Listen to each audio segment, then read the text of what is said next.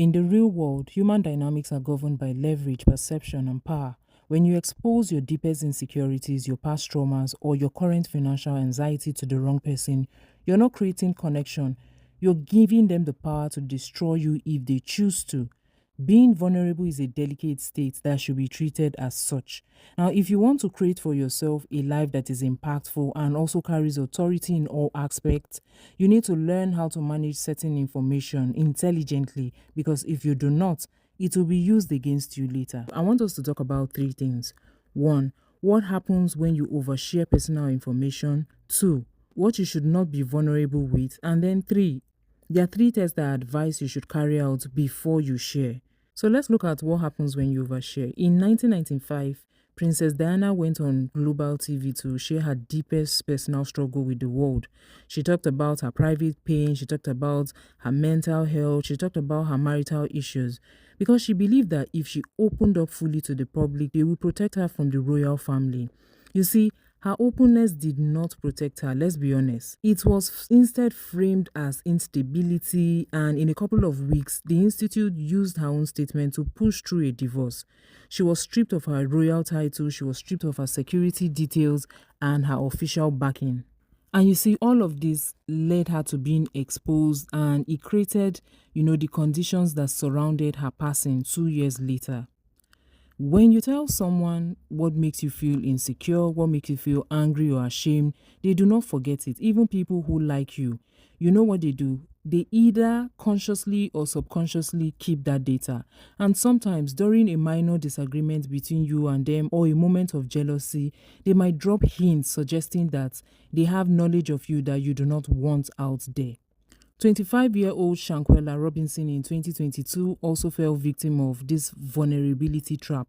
Shankwella was a successful, ambitious young businesswoman who went on a trip to Mexico with 6 people that she considered close friends.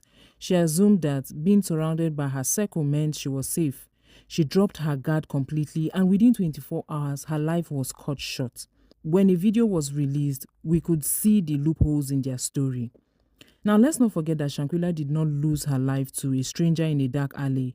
She lost it to people she trusted too much.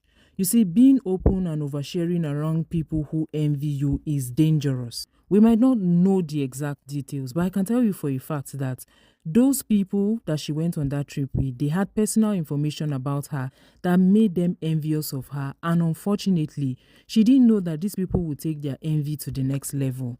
When an insecure partner or friend knows every detail about your life, even details about your wins, especially when they haven't gotten to that level yet and they are not willing to put in the work that requires them to enjoy those things that you are enjoying, you know what it does? It triggers something dark in them. And like I said, if they are insecure, it puts you in harm's way.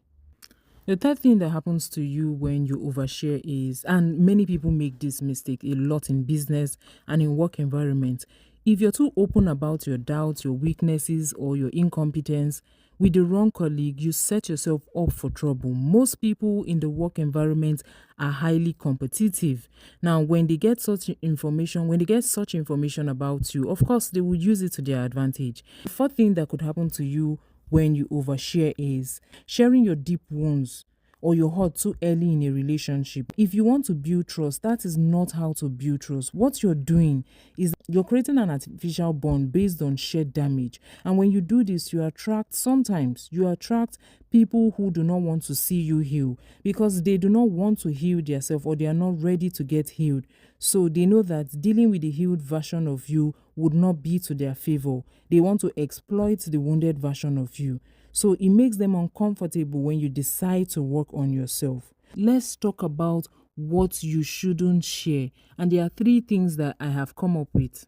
1, the exact story of your past betrayal. Many people fall into this trap because you're thinking when you share every detail about your hurt in the past, people would want to treat you better. But it doesn't work like that. You're instead giving them that cheat code on how to cheat you. You're telling them how gullible you can be and the extent of your tolerance. A person who has that character flaw would only see it as an opportunity to take advantage of you. 2, you need to be careful not to broadcast your financial struggles in the middle of it.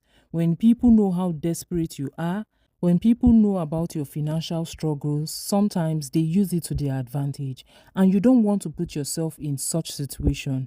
It's best that while going through it, you keep it to yourself. You don't need to share, except you want to talk to someone who is a professional and can help you with that situation, or you want to talk to a trusted party. The third thing is, I call it work in progress. Listen, when you have a brilliant new business concept or a plan that involves your career, keep it entirely behind the curtains. The moment you let it out, especially when you have started working on it or you haven't started working on it, especially, you would face a lot of challenges. First of all, because you exposed it too prematurely, and secondly, you might be sharing your knowledge with the wrong person who might be faster in execution and will take your idea and use it to their benefit. So you really want to be careful in such situations. Of course, there are other situations where I advise you not disclosing personal things, like when you're going through health challenge, you want to be careful who you share those things with. But I do not discuss such situations in this video. If you want me to, I can go ahead and do a part 2. So these are the things you should look out for before you go ahead and share, and I call it the psychological test. Test number 1: look at the balance of the relationship. Is the person equally vulnerable with you about things that cost them something to admit? If you are the only person giving such deep information while they are hush about theirs, you're creating a power imbalance. I know that some people are not good at giving out too much information to their friends, and that's okay. Maybe that's who they are and that's their personality. But the question here is, are you the only one sharing important information about yourself? If you are, then you want to take a step back. The second test is, observe how they talk about others in their absence. I don't mean when they are genuinely complaining about something that has been done to them. I mean when they are backbiting. If someone casually drops information about another person's financial struggles, about another person's deep secret marital issues, and they tell you all of these things, you know what? They are telling you without saying that yours will get out too. They do not have that vote. They do not have the capacity to lock up information. And they're trying to tell you that the same will be done to you. So you need to watch out for those people.